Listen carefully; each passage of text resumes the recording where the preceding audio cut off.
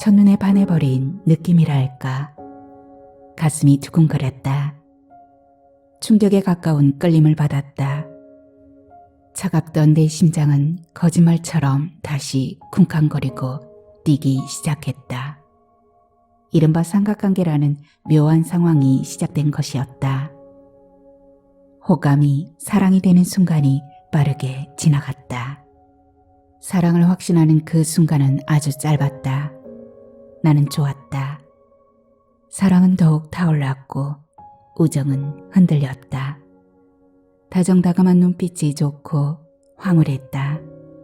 사랑은 옮겨가는 거라던가. 날마다 사랑의 하트를 그렸다. 내 사랑은 진심이었다. 짧은 시간 동안 사랑은 열정적이고 아름다웠다. 잡히지 않는 순간의 황홀함이 사랑이었다. 찰나의 시간을 그리워하고 더 많은 시간을 애태우는 게 사랑이었다. 덧없이 스치고 지나갈 그 짧은 시간만이 사랑이라는 이름으로 남는 법. 봄비가 내리는 날 후두두 떨어진 목련꽃처럼 볼품없이 시들어버린 그 처참한 모습처럼 사랑은 허망한 것이었다.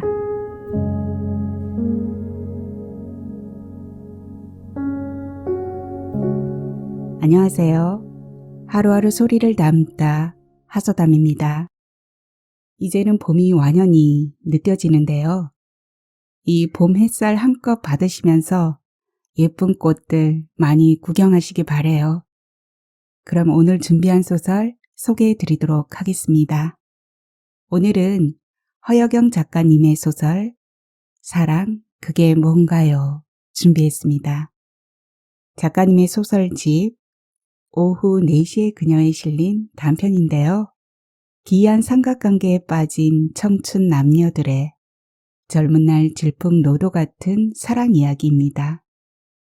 변화무쌍한 사랑의 변주곡 오늘 들려드리겠습니다. 구독과 좋아요는 하소담에게 큰 사랑으로 돌아옵니다. 끝까지 함께 해주세요.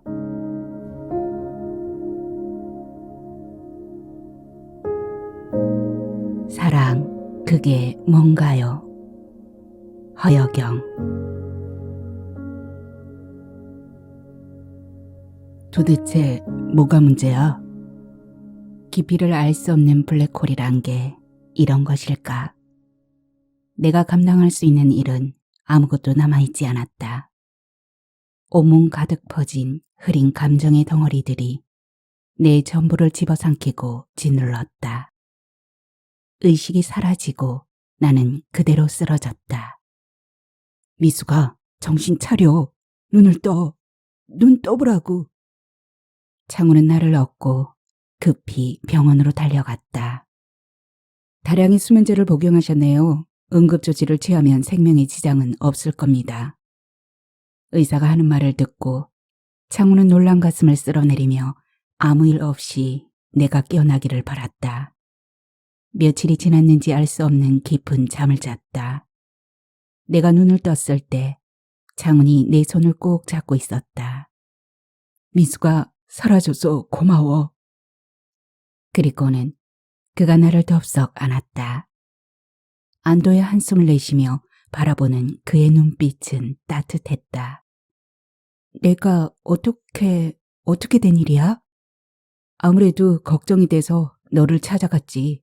쓰러져 있는 너를 내가 여기 병원으로 데리고 왔어. 그랬구나. 아무런 말이 떠오르지 않았다. 그다지 기쁘지도 않았고 그렇다고 슬픈 것도 아니었다. 대체 이런 애매한 순간을 어떻게 받아들여야 할지 난감한 느낌이 나를 짓눌렀다. 순간 부끄러움이 폭풍처럼 일어나 얼굴이 화끈거렸다. 눈을 감고 고개를 돌렸다. 이제부터 내가 너를 지켜줄 거야. 난 너 없이는 안 된다는 것을 알았어. 내가 살아가는 이유가 너라는 것을 깨닫게 된 이상 가만히 있을 수가 없어. 집으로 돌아와서도 내 의식은 돌아왔다가 나갔다가 하기를 반복했다. 시도 때도 없이 찾아오는 창훈에게 나는 한동안 반가운 내색은커녕 냉정하게 돌아앉은 모습만을 보여줄 수밖에 없었다. 내가 그에게 저지른 과오들을 다 잊은 척 뻔뻔할 수는 없는 노릇이었다. 난 이제 아무도 사랑하지 않아. 다시 누군가를 사랑하고 싶지도 않아. 아무것도 필요 없어. 차갑고 건조한 내 말에 창우는 얼음이라도 녹일 듯한 뜨거운 열기를 내뿜었다. 그의 용기는 어디서 오는 것인지 내가 완강할수록 그는 더욱 의지를 불태웠다. 네 마음 다 알고 있어.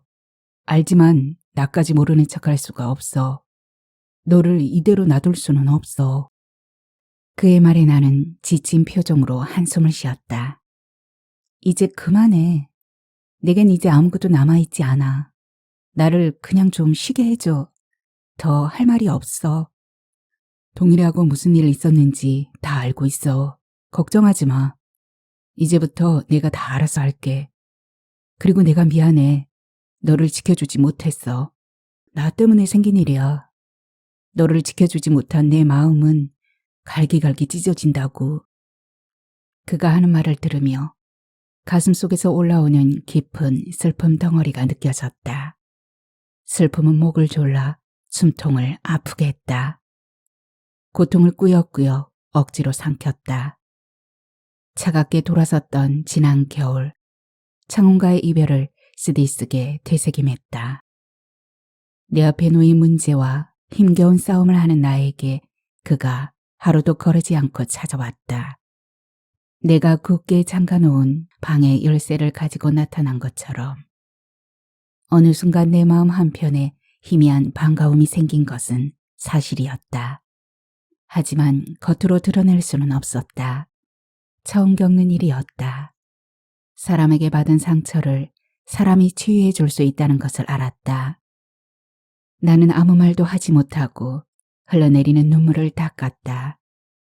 울고 있는 나에게 그가 다가와 눈물을 닦아주었다. 바보야, 이제 울지 마. 창훈의 말에 참았던 눈물이 터져나왔다. 눈물은 전염을 일으킨 듯 서로를 부둥켜 안았다. 그가 말했다. 나는 아직도 아파. 네가 찔러놓고 떠난 가시가 박혀있나 봐. 이 가시를 빼줄 사람은 너밖에 없어. 차갑던 내 심장은 거짓말처럼 다시 쿵쾅거리고 뛰기 시작했다. 그는 계속해서 내 심장을 뛰게 했다.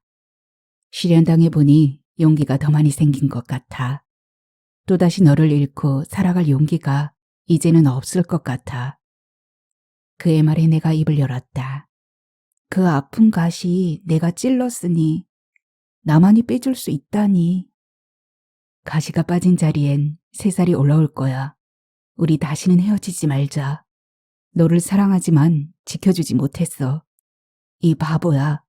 이제부터는 내가 지켜줄게. 창훈의 말은 깊은 여운을 남겼다. 그가 나에게 꼭 필요한 존재였고 나 역시 앞으로 그에게 그래야 할 것 같은 의무감이 들었다. 용기를 내어 그의 얼굴을 바라보았다. 성숙해지고 깊어진 내 눈을 창훈은 마주 바라보았다. 그와 나는 서둘러 결혼식을 올렸다. 머지않아 시작된 창훈의 의심증은 갈수록 깊어졌다. 그것은 발작과도 같이 언제 어느 때에 터질지 모르는 시한폭탄이었다. 평소에 아무렇지도 않다가 느닷없이 돌변했다. 나는 가슴이 늘 조마조마했다. 기억을 지우개로 지울 수만 있다면 얼마나 좋을까. 금붕어가 작은 어항에서 그럭저럭 살아갈 수 있는 것은 기억력이 없기 때문이라고 들었다. 숨막히는 공간에서 평온을 유지하는 금붕어가 부러웠다. 다람쥐의 건망증은 더 심하다고 했다. 도토리를 여기저기 땅속에 묻어두고 잊어버리는 습성이 있다고 했다. 그 덕분에 온 산에 상수리 나무 숲이 생겨난다니 신기한 일이다. 때로는 기억하고 싶지 않은 과거의 일들 때문에 혼란스러웠다. 잊지 못해서 힘들 때가 있고 잊어버림으로 득이 되는 일들이 있기 마련이다. 그와 나는 잊어버려야 할 기억을 처리할 방법을 찾지 못하고 기어이 삶의 에너지를 소모했다. 바람둥이. 창훈이 또다시 나에게 소리쳤다. 바람둥이라는 말에 질색하는 나를 아프게 만들려고 일부러 소리치는 것이었다. 어안이 벙벙했지만 이내 차분하게 엉뚱한 말로 대응했다. 나를 너무 사랑한다고요? 알았어요, 알았어. 난 지금 감정 조절이 안 돼. 바람은 네가 피웠는데 내가 왜 이렇게 고통을 받아야 하는 거야? 절규하듯 격렬하게 감정을 쏟아내고 있는 그를 나는 외면할 수가 없었다. 그의 아픔이 어디서 왔는지 잘 알고 있는 내가 원인 제공자로서 그의 흔들림을 보듬어주고 감싸 주어야 했다. 하지만 나 혼자서 감당하기 힘든 거듭된 순간들은 쉽게 피할 수 있는 일이 아니었다. 부부 클리닉 상담받으러 같이 가자. 나도 너무 힘들어. 창훈의 의처증 증세가 갈수록 심각해지고 있다고 생각한 나는 신경정신과 부부 클리닉 상담을 받고 싶었다. 그런데 가면 나 더 미쳐버린다고. 난 멀쩡해. 지극히 정상이야. 그 말에 그가 격하게 반응했다. 머리까지 쥐어뜯으며 괴로워하는 모습을 보였다. 창훈은 원래부터 까다롭고 깐깐한 남자였다. 작은 일도 그냥 넘기지 않았고 기억력 또한 좋았다. 그런 그가 나의 태도나 행동을 예민하게 받아들이고 과장하여 받아들이면서 매사를 불평했다. 그가 뜬금없이 나에게 물었다. 키스가 좋아? 섹스가 좋아? 난 지금 부부 상담보다 나를 사랑해달라고 호소하는 거야. 당신이 지금도 날 이해해주지 못하고 표현에 서투른 건 알고 있지만 생각보다 버릇이 더 잘못 들었어. 난 원래 이런 모습이 아니었다고. 창훈은 망가지는 자신의 모습을 고통스러워했다. 자신이 정상이 아니라는 것을 누구보다 잘 아는 눈빛이었다. 그런데도 입에서는 엉뚱하고 거친 말이 자꾸만 튀어나왔다. 꾹꾹 누르고 참으려고 하면 죽을 것 같아서 견딜 수가 없어 하는 듯했다.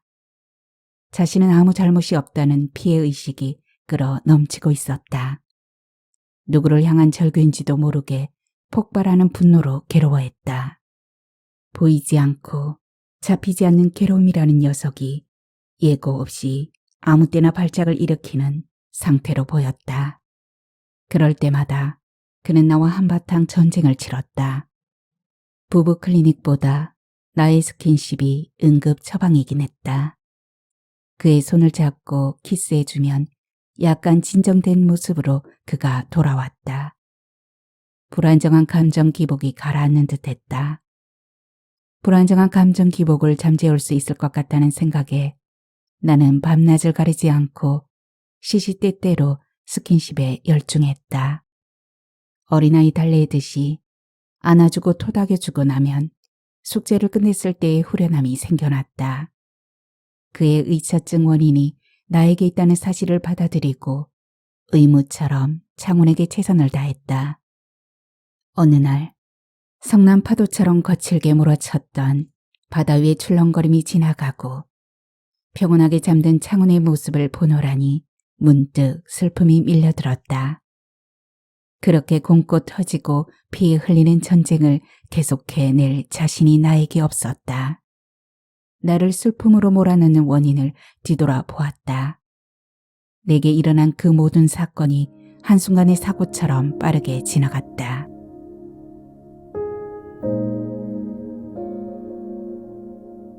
새하얀 간호복을 처음 입게 되었을 때의 환희란 말로 다 할 수 없을 만큼 특별했다.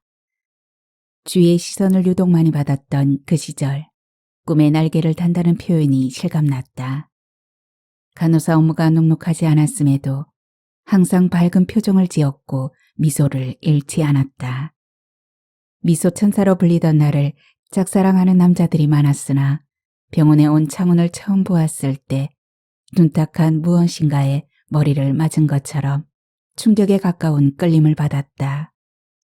큰 키에 잘생기고 옷차림이 유난히 깨끗한 창훈을 보게 된 나는 가슴이 두근거렸다. 첫눈에 반해버린 느낌이라 할까. 아무튼 그땐 그랬다. 그동안 나에게 관심을 보이던 남자들이 한순간 썰물처럼 관심 대상에서 빠져나갔다. 첫눈에 호감을 안고 만난 우리는 연인 사이가 되었다. 그렇지만 창훈의 외모 속에 가려져 보이지 않았던 성격이 드러나면서 머지않아 크고 작은 갈등이 생겨났다. 창훈은 까칠한 남자였다.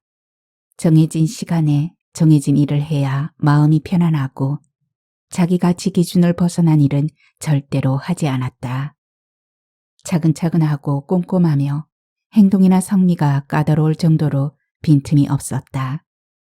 음식점에 가면 계산을 먼저 잘했고 상황에 맞게 행동하는 완벽한 모습까지는 괜찮았다. 그러나 아무 때나 가리지 않고 줄곧 참견하며 깐깐하게 행동하는 모습까지 나타났다. 그러던 어느 날 그의 남자친구 동희를 함께 만나고부터 우리 사이는 급속도로 부자연스러워졌다. 이른바 삼각관계라는 묘한 상황이 시작된 것이었다. 그의 12월의 쌀쌀한 밤길을 창훈과 나, 동일이 그렇게 셋이서 함께 걸었다. 아휴, 추워라. 저는 여름이 좋아요. 뜨거운 햇살에 이글거리는 태양이 좋고 무엇보다 젊음을 발산할 수 있는 계절이니까요. 여름에 태어나서인지 추운 건 딱 질색이에요. 한겨울 추위를 느끼며 내가 말했다. 나의 말에 동일이 화답해 주었다. 저는 겨울이 좋아요. 뜨거운 여름보다 더 뜨거운 가슴을 느끼기에 좋은 계절이죠. 추울수록 뜨겁게 누군가를 품어주고 안아줄 수 있는 겨울이 참 좋아요. 차가운 공기에 더운 입김이 나는 것을 보는 것도 정겹고 가을 하늘보다 맑고 청아한 겨울 하늘을 보는 것도 좋아해요. 동일과 나의 말을 듣고 창훈이 한마디 거들었다. 좋아한다고 붙잡고 있을 수 없고 싫어한다고 피해갈 수 없잖아. 좋아도 어쩔 수 없고 싫어도 어쩔 수 없지. 난 사계절 다 좋아. 가로수길을 지나 보도블록을 밟으며 걷다가 김이 모락모락 올라오는 포장마차를 발견했다. 창훈이 손가락질을 하며 말했다. 우리 저기서 어묵 먹을까? 그러자. 길거리 포장마차의 정겨운 겨울밤. 포장마차 위 밤하늘에서 눈송이가 하늘하늘 춤을 추었다. 지금 첫눈이 오는데요. 눈 내리는 모습이 꽃잎 떨어지는 것처럼 보여요. 동일의 말을 듣고 나는 고개를 들어 하늘을 올려다보았다. 손바닥을 펴서 하늘 쪽으로 들어 올리고는 내리는 눈송이를 받았다. 눈송이들이 춤을 추는 것 같아요.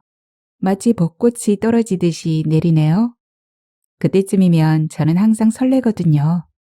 연분홍 꽃잎들이 수줍게 속삭이는 것 같아서 참 예쁘죠. 더 좋은 것은 꽃잎이 떨어지고 나면 내가 좋아하는 여름이 곧 다가오니까요. 눈송이는 이내 손가락 사이로 빠져나갔다. 손끝에 닿을 듯 닿지 않는 눈송이들이 안타까웠다. 나는 잠시 겨울에서 봄으로, 봄에서 여름으로 계절이 순식간에 바뀌는 착시 속에 빠져들었다.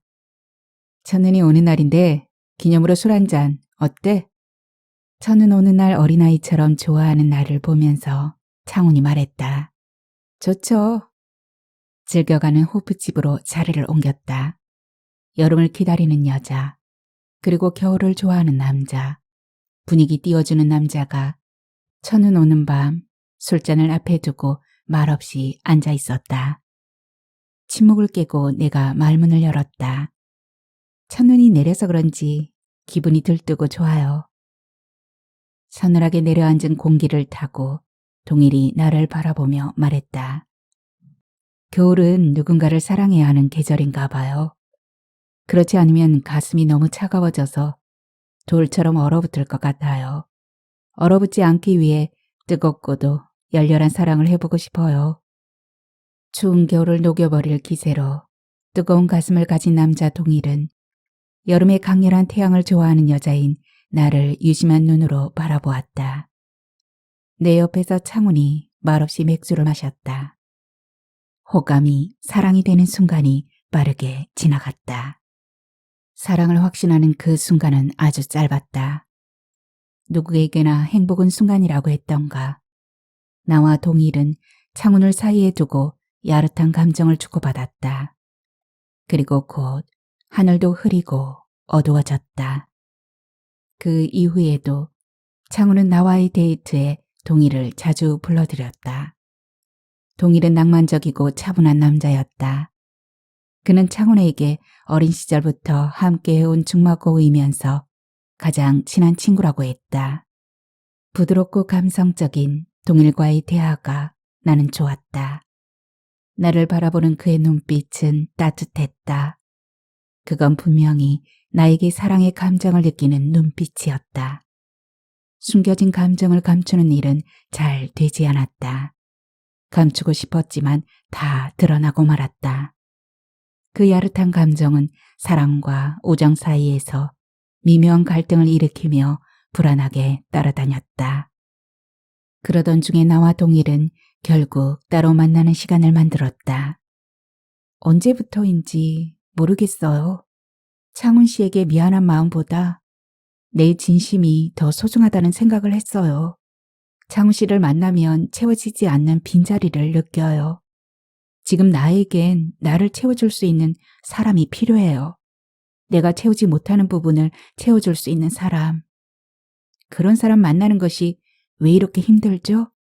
가까이 있어도 다가가기 힘이 드는. 그를 바라보며 낮은 목소리로 하소연하듯 내가 말했다. 카페 안에 흘러나오는 음악 소리에 말소리가 잘 들리지 않았지만 동일은 귀를 기울여 내 말을 들었다. 동일과 은밀하게 만나고 있는 현실이 힘들어서 한숨이 뒤따라 나왔다. 그는 내 목소리가 낮게 떨리고 있음을 눈치챘다. 미숙 씨가 원하고 찾는 사람이 저였으면 좋겠어요. 마음을 한 번에 채워줄 수는 없겠지만 호수에 던져진 작은 돌이 천천히 호수 끝까지 물결을 퍼져나가게 하고 나중에는 호수 전체에 파장을 전하는 것처럼 미숙 씨 마음을 채워주고 싶어요. 그러기 위해서는 좀 더 오래 저를 지켜보는 인내가 필요하고요. 친구의 애인과 연결되는 부적절한 잘못된 만남을 생각했죠. 시작하기 힘든 사이라는 것을 알고 있어요. 그렇지만 서로 모르는 부분을 이해해가면서 천천히 채워줄 수 있는 사람을 찾는 것이 더 현명하지 않을까요? 좀 더 인내를 가져보는 건 어떨까요? 동일은 창훈을 의식하며 쉽게 다가오지 못했다. 창훈과는 생각보다 깊고 무거운 관계였기 때문이었을 것이다.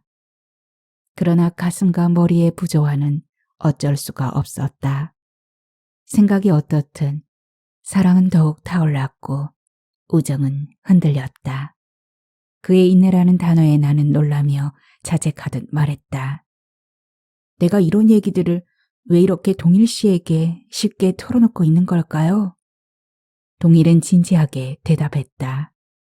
미숙 씨와 저는 서로 담아둘 비밀이 없는 사이예요. 그래서 저 역시 미숙 씨에게 다 털어놓을 수 있는 거고요. 쉽게 말하지 못하고 우리 두 사람이 끙끙 앓고 있는 이유를 서로 알고 있잖아요. 미숙 씨가 자신의 감정을 저한테 의외로 쉽게 말해버린 것, 그건 본능적으로 제가 믿을 수 있는 사람이란 걸 알아차렸기 때문이 아닐까요? 거기까지 담담하게 말하고 난 뒤 동일은 소리내어 웃었다. 나도 함께 미소 지었다. 동일이 웃음 끝에 다시 말했다. 내일 아침이면 미숙 씨가 오늘 저에게 한 이야기들을 후회할지도 모르겠지만 일단 제 생각엔 그럴 가능성은 희박해 보이는군요. 동일의 말에 나는 실소를 터뜨렸다. 함께 나누는 웃음의 여운이 길고 오래도록 남았다.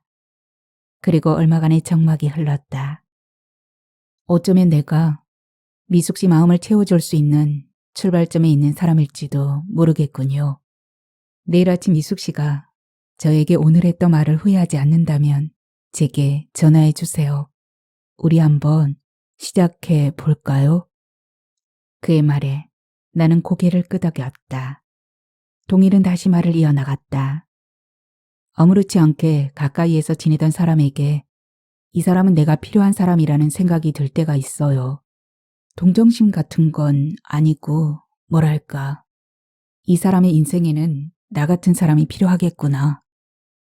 이 사람이 더 반짝이려면 내가 그림자가 되어줘야겠구나 하는 그런 기분을 느꼈어요. 그쯤에서 동일은 나를 보면서 잠시 머뭇거렸다. 창훈이라고 꼬집어 말하지는 않았지만 친구와 자신을 비교하면서 나에게 마음을 더 털어놓았다. 잘못된 만남이라는 것 자체가 슬펐어요. 하지만 나 혼자만의 슬픔이 아니라는 것을 오늘 알게 되었어요. 처음에 이런 마음이 생겼을 때는 강력히 부인했었고 이러면 안 된다고 저 자신을 꾸짖기도 했어요. 그런데 그런 생각이 저를 더 슬프게 하더군요. 동일은 말없이 담배 한 개비에 불을 붙였다. 한 모금 깊이 흡입하고 한숨처럼 내뱉었다. 생각의 파편들을 주워 모으고 그가 다시 입을 열기까지 나는 기다려 주었다. 사랑의 감정은 참는다고 참아지는 것도 아니고 숨긴다고 숨겨지는 것도 아닌가 봐요. 지금 우리가 느끼는 이 감정은 서로 피할 수 없는 거죠. 동일의 눈빛은 사뭇 진지했다. 생리적 현상처럼 사랑이란 꽃가루가 나를 재채기하게 만들어요. 재채기처럼 불규칙한 호흡을 하고 그 안에 숨겨진 꽃가루를 보게 된 거죠. 결국 분무된 신호를 받아들인 예민한 사람만이 포착할 수 있죠. 그래서 누구나 옆에 둘 수 있지만 누구나 사랑에 빠지지는 않는다는 거죠. 동일에게 내가 말했다. 동일 씨하고 창훈 씨는 성격이나 개성 모두 정반대의 조합이에요. 어떻게 친한 친구가 되었을까요? 창훈이의 깨끗한 이미지를 제가 좋아해요. 저에게 없는 카리스마가 있어요. 어릴 때부터 창훈이가 쓸모없는 감성 덩어리인 나를 어루만져주고 형처럼 이끌어 주었어요.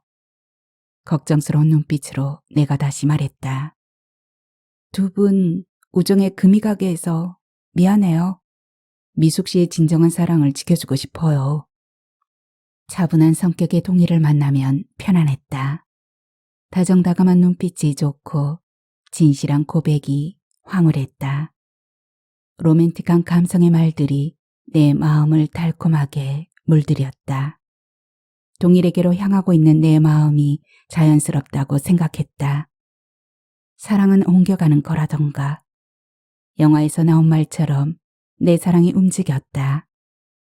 한 차례 사랑이 지나간 자리에 찬바람이 맴돌았다. 어느 순간 창훈이 귀찮아지기 시작했다.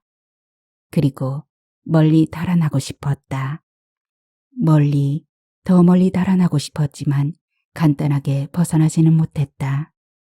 두 남자의 우정을 뛰어넘어 새롭게 불붙은 내 사랑이 나를 못 견디게 했다. 연정이 불꽃처럼 피어올라 온 세상을 붉게 물들였다. 동일과 나는 좋은 감정을 주고받은 후 더욱 폭발할 어쩔 수 없는 강력한 끌림을 피할 수가 없었다. 남자와 여자의 인연이란 어디서 만나느냐보다는 누구를 어떻게 만나느냐가 중요했다. 얼마나 자주 만나느냐보다는 얼마나 소통하느냐가 더 중요했다. 서로 다가서도 느낌이 통하지 않으면 결국 거리감이 생기고 멀어졌다. 나는 관계의 틀 속에 구속하지 않는 자유분방함을 원했다. 창훈과 나는 애인 사이였지만 사랑의 감정을 가득 채워주지 못했다. 사랑은 정말 움직이는 것이었고 움직이는 방향으로 충실할 수밖에 없었다. 사랑과 우정을 둘러싸고 한바탕 겪어내야 할 회오리 바람 속으로 나는 성큼성큼 다가섰다. 마음이 끌리는 곳으로 달려가고 싶었다. 동일에게 빠져드는 나는 창훈에게 이별을 말했다. 우리 그만 만나요. 고개를 숙인 채였지만 꼭 입 밖으로 꺼내야만 하는 말이었다. 고개를 들지 못하는 나에게 창훈이 허탈한 목소리로 물었다. 이유가 뭐야? 그가 의아스럽다는 듯한 얼굴로 나를 바라보았다. 무겁고 답답한 순간이었다. 처음 느꼈던 감정이 사라져 버렸어요. 우린 맞지 않아요. 차갑고 거침없는 내 말에 창우는 냉기 어린 내 얼굴을 아무 말 없이 바라보았다. 다른 사람을 사랑하고 있어요. 내가 다시 한번 단호한 어투로 말했다. 혹시 동일이야? 그가 또다시 놀랍다는 표정을 지었다. 불편한 이 순간을 빨리 벗어나고 싶은 나는 거침없이 차갑게 말했다. 내가 원하는 사람은 창훈 씨가 아니에요. 솔직하게 말해봐. 난 솔직한 게 좋아. 동일이냐고. 네. 냉정함이 묻어있는 나의 짧은 대답이었다. 이별을 말해버린 나는 더 이상 머뭇거리지 않았다. 빠르게 몸을 움직여 뒤돌아섰다. 마음이 끌리는 대로 바라고 행동했지만 뭔가 흐릿한 공기 방울들이 내 앞을 가렸다. 도파민의 과도한 분출 때문인지 흐물흐물해지는 분위기와 감각 촉진제를 맞은 듯한 세포 안의 모든 감각이 처음 겪는 황홀함을 전달했다. 세상과 우주의 모든 것이 오직 한 사람, 동일에게 집중되는 것처럼 느껴졌다. 동일은 나의 해바라기가 되었고 나는 천진한 바보처럼 웃었다. 동일이라는 꿈을 향해 무작정 달려갔다. 모든 것을 집어삼키면서 솟아오른 강력한 믿음은 어디서 왔을까? 순간이 영원하리라는 믿음을 확신하며 붙은 불꽃은 뜨겁게 타올랐다. 그는 내 마음속에 빈자리가 없도록 사랑을 가득 메웠고 하루라도 보지 않으면 견딜 수 없을 만큼 지독한 사랑으로 번졌다. 달콤하고 황홀한 순간 동일과 나는 날마다 사랑의 하트를 그렸다. 그때까지 현실 속 관계들에 얽혀 살아왔던 나는 동일을 만나고부터 오직 그의 방식을 따르려고 노력했다. 현실적 문제와 동일의 꿈은 물과 기름처럼 어울리지 못하고 서로를 튕겨냈다.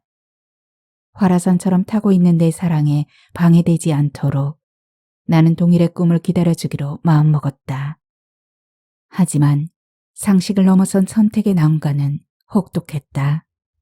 시간이 지나면서 이상과 현실의 틈새가 빚어내는 갈등이 점점 부풀어갔지만 타협하지 않았다.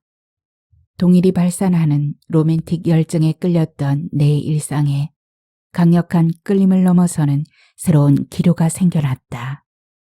이상을 갈구하던 동일은 냉혹한 현실 앞에 무력한 존재였다. 나는 한 번도 조건 없는 내 순수한 사랑에 집중했다. 하지만 야속하게도 시간은 현실을 가만히 두지 않았다.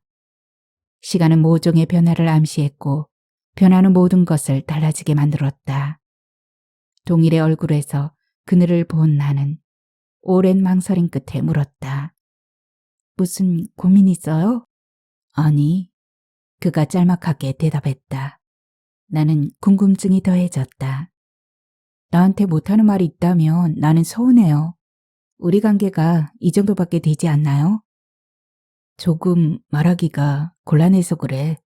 돈 문제거든. 부모님 집에 어려운 일이 생겼어. 돈이 좀 필요한데 내가 해결이 좀 안 돼서. 동일의 무거운 입에서 무거운 말이 흘러나왔다. 돈 때문에 고민하는 그의 앞에서 나는 안도의 한숨을 내쉬었다. 사실 동일이 나를 만난 것을 후회하고 있을 거라는 생각을 했었다. 내가 두 남자의 단단한 우정에 담벼락에 금이 가도록 만들었다는 죄책감까지 들었다. 그가 나와 사랑하게 되고 나서 뒤늦게 찾아오는 후회를 하고 있는 건 아닌지 의심했다. 내 마음속에 알 수 없는 불안한 그림자가 다시 따라다녔다. 나는 내가 걱정하는 일이 절대로 일어나지 않기를 바랐다. 얼마가 필요한데요? 빚쟁이들에게 시달리고 있기는 한데 일단 1,000만 원 정도 필요해. 그 말을 들은 나는 그에게 필요한 돈을 카드 현금 서비스를 받아서 건네주었다. 그런데 그는 내가 카드 뒷줄로 마련해준 1,000만 원을 약속한 날짜에 갚지 못했다. 기일이 자꾸만 지연되면서 뜨겁던 내 사랑도 영향을 받을 수밖에 없었다. 그에게 말했다. 힘든 것 저도 알아요. 하지만 제가 감당하기에 너무 많은 금액이어서 어쩔 수 없이 불안해요. 동일이 고개를 떨구면서 힘없이 말했다. 돈을 빌려보는 중이야. 노력하고 있으니 조금만 기다려줘. 너무 걱정하지 마. 그리고 부담 줘서 미안해. 한숨을 쉬는 거 말고 내가 할 수 있는 일이 없었다. 무작정 사랑에 빠져들었던 나는 서서히 현실에 눈을 뜨기 시작했다.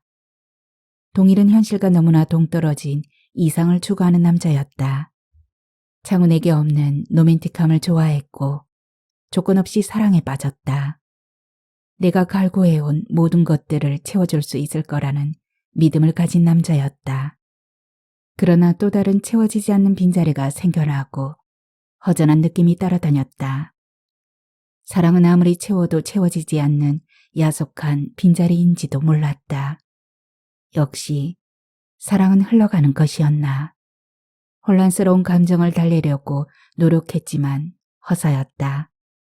나 같은 바보가 이 세상에 또 있을까. 남들이 하는 감정 절약 같은 건 흉내도 못 낼 거면서 뭘 그렇게 최선을 다했는지. 뜨거운 불덩어리 속으로 온몸을 던지는 불나방 같은 자신에게 짜증이 솟구쳤다. 사랑이라는 도박에 올인했다가 한순간에 전부를 잃는 기분이었다. 해일 같은 사랑이 지나간 자리에 남는 것은 허무의 잔해뿐이었다. 동일과의 만남이 없었고 사랑도 없었다면 아무 일도 일어나지 않았을 것이고 짧은 행복일망정 맛보지 못했을 거라고 믿었었다. 상처가 없는 대신 추억도 없었을 것이고 잠깐이라도 슬픔과 맞바꾼 행복을 맛보지 못했을 것이라고 자위하기도 했다. 짝을 찾아 비행하는 반딧불이에 빛나는 몸짓과 같은 것일지라도 내 사랑은 진심이었다. 후회와 맞바꾸고 싶지 않았다. 그렇게 믿으려고 노력했지만 얄밉게도 머리와 가슴은 계속해서 부조화를 이루었다. 계산 없는 진심이 통하기를 바랐다. 손해보는 사랑을 하더라도 후회하지 않으려고 노력했다. 그래, 뭐 어때? 이 정도 상처쯤은 아깝지 않아. 나 혼자서 자신을 위로하는 시간을 보냈다.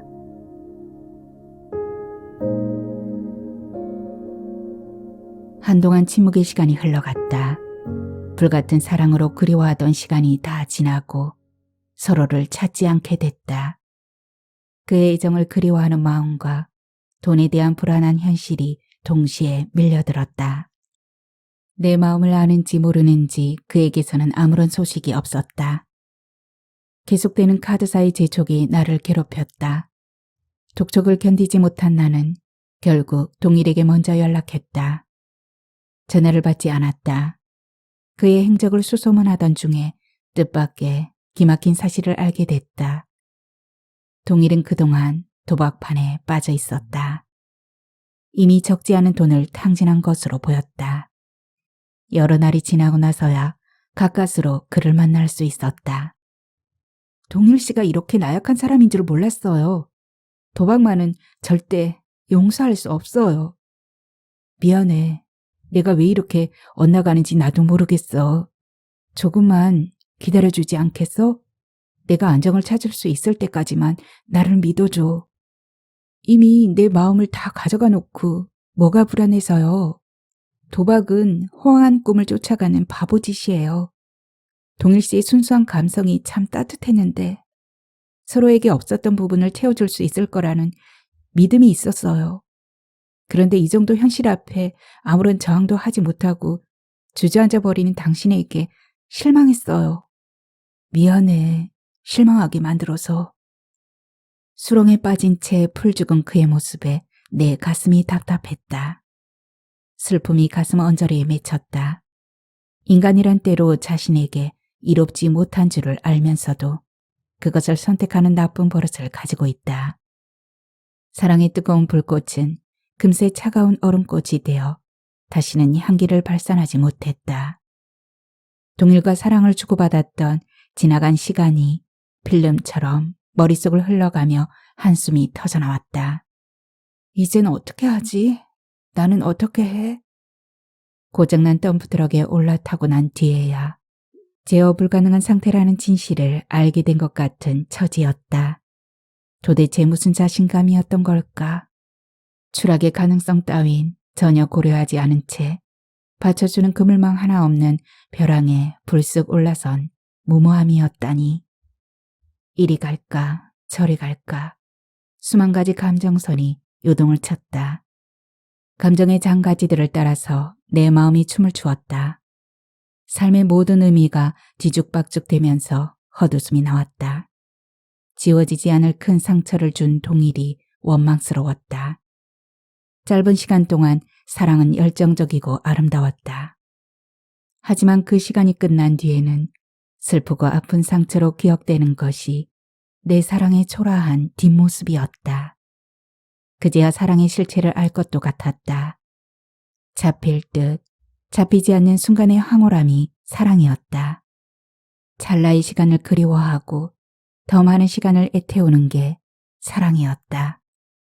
모든 에너지를 불태워야 비로소 맛볼 수 있는 것이 사랑이었다.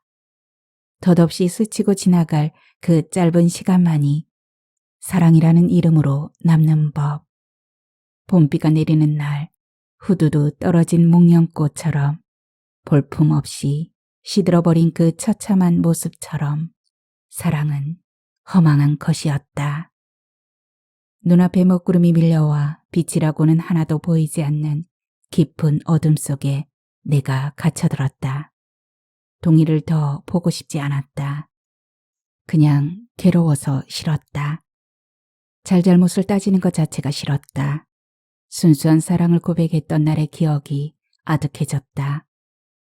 영원하리라 믿었던 마음에 어느새 두려움이 깊게 파고들었다. 사랑을 잃은 눈동자가 초점 없이 떨렸다. 외로웠다. 무책임한 동일의 행동이 던져준 불안은 지독한 고독을 몰고 왔다. 멀리 달아나는 나보다 더 빨리 멀어져가는 그를 바라보면서 불면의 밤을 보냈다. 나약한 그를 이해할 수가 없어서 울고 또 울었다. 남겨진 1,000만 원의 빚은 현실로 닥친 높은 벽이었다. 차갑게 식어버린 감정의 찌꺼기들이 나를 자극했다. 돈 앞에서 사랑도 무너지고 인생도 무너져 내리는 나 자신이 경멸스러웠다. 어느새 미움의 감정으로 변한 내 사랑은 상대방에게 배신자라는 딱지를 씌우는 증오로 바뀌었다. 꿈속에서 깨어난 나는 깊은 절망의 늪에 빠져 있었다. 절망을 이겨낼 자신이 없었다. 깨어나지 않을 깊은 잠 속으로 빠져들고 싶었다. 다량의 수면제를 쓴 소주와 함께 몇 차례 입속으로 털어넣었다. 다시는 눈 뜨고 싶지 않았다. 그리고 그 깊은 잠에서 눈을 떴을 때 창훈이 내 옆에서 무거운 나의 절망을 함께 밀어내려고 애를 쓰고 있었다.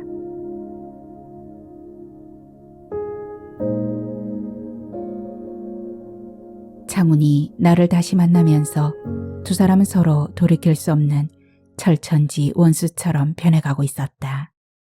처음에 잘못된 만남부터 용서할 수 없는 일이긴 했다. 우정은 회복하기 힘들 만큼 산산조각이 났다.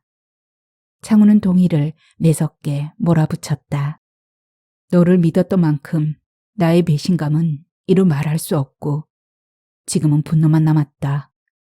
미안하다. 너의 사랑과 우정 모두를 망치게 한 나를 잊어버려라. 나 같은 놈 용서하지 말고 잊을 수 있다면 제발 잊어버려라. 동일의 말에 창훈이 불같이 화를 냈다. 너한테는 잊어버리라는 말을 할 자격조차 없어. 수십 년 걸린 너와 나의 우정이 깨지는 건 순식간이었지만 너는 평생 죽는 날까지 우리한테 사죄해야 해. 되돌릴 수 없는 일이 벌어졌고 끝을 알 수 없는 불안함이 그들 앞에 놓였다. 동일은 창훈에게 마지막으로 하고 싶은 말을 했다. 잘못된 길을 너무 멀리 와버렸지만 새롭게 시작하는 용기를 보여주고 싶다. 그것만은 허락해줘라. 냉정하게 마주선 두 남자를 지켜보는 나는 괴로웠다. 이제는 창훈만이 나의 유일한 우산이 되어줄 것이라고 믿었다. 창훈이 시키는 대로 그의 그늘 속에서 한때 사랑했었던 동희를 철저히 무너뜨리기를 바랐다. 법정에 서게 된 나는 승자의 게임만 생각했다. 돈을 받아내기 위해서는 냉정해야 한다는 창훈의 말에 공감했다. 동일이 나의 현금카드를 도둑질한 것으로 몰아갔다. 그는 원금은 물론 이자까지 계산하여 내게 지급할 것을 선고받았다. 처벌도 따로 내려졌다. 창훈이 시키는 대로 나는 거짓 증언을 했고 동일은 아무 말도 하지 않았다. 혼돈과 절망은 그렇게 끝났다. 그러나 다시 시작한 내 사랑에 어떤 파문이 몰아닥칠 것인지 아무것도 예감하지 못하고 나는 창훈과 결혼했다. 동일과의 일은 창훈에게도 나에게도 좋은 글씨처럼 남았다. 창훈과 함께 찾아간 부부 클리닉 의사에게 내가 말했다. 남편이 결혼 전에는 이렇지 않았는데 어느새 집착이 심해지고 저의 일거수일투족을 감시하고 간섭하게 되면서 구속이 심해졌어요. 창훈은 눈물을 글썽이며 말했다. 아내를 사랑합니다. 아내가 저를 조금만 이해해주면 괜찮아질 것 같은데요. 나를 이상한 사람 취급하지 말아주세요. 지켜보던 의사가 말했다. 집착이 심한 증상은 집착의 원인을 제거하고 문제를 해결해야 합니다. 원인을 제대로 알고 찾는다면 증세를 치료할 수 있고 부부관계를 회복할 수 있죠. 교과서적인 의사의 진단과 처방만 듣고 나왔다. 스킨십만이 창훈의 증세를 가라앉힐 수 있는 유일한 나의 응급 처방이었다. 창훈의 기분을 맞춰주려고 침대에서 온 힘을 쏟아부었다. 그러나 그의 몸 위에서 격렬하게 내 몸을 움직이고 나면 알 수 없는 슬픔이 밀려왔다. 창훈과 나는 부부 클리닉 상담을 이어나갔다. 아내가 자꾸만 의심되고 누군가와 이야기하는 것만 봐도 짜증이 나고 심지어 꿈에서도 다른 남자와 바람 피우려고 하는 건 아닌지 의심이 됩니다. 제가 의처증인가요? 주말에 아내가 친구를 만나러 나간다고 차려입는 것도 보기 싫어요. 진짜 친구들 만나러 가는 게 아닐 수도 있겠다는 생각이 들어요. 아내가 잠들면 아내 핸드폰을 확인합니다. 아내가 원인 제공을 했기 때문에 의심하는 게 당연한 거고 제가 자꾸 의심하는 것도 그건 제 잘못이 아닌 것 같은데 이게 의처증인가요? 과거의 일들을 다 알게 된 의사가 말했다. 의심이 든다고 모두 다 의처증은 아닙니다. 간단하게 이야기하자면 객관적인 사실이나 증거가 없는데 배우자의 부정을 의심하고 확신하면 의처증이라고 말씀드릴 수 있겠는데요.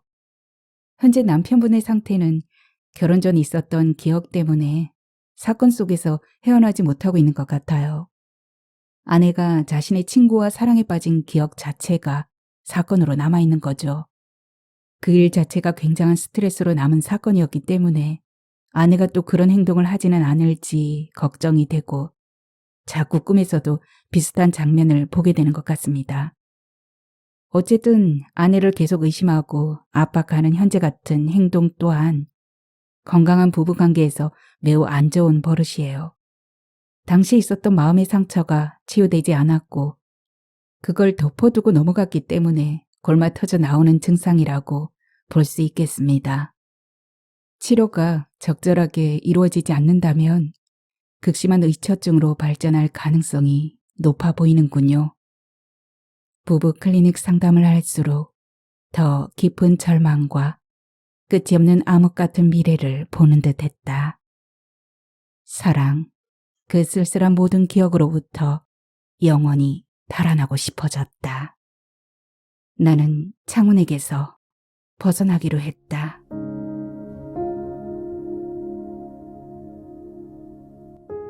네, 오늘의 소설 사랑, 그게 뭔가요? 여기까지입니다. 하소담은 또 다음 소설 준비해서 오겠습니다. 편안히 계십시오. 감사합니다.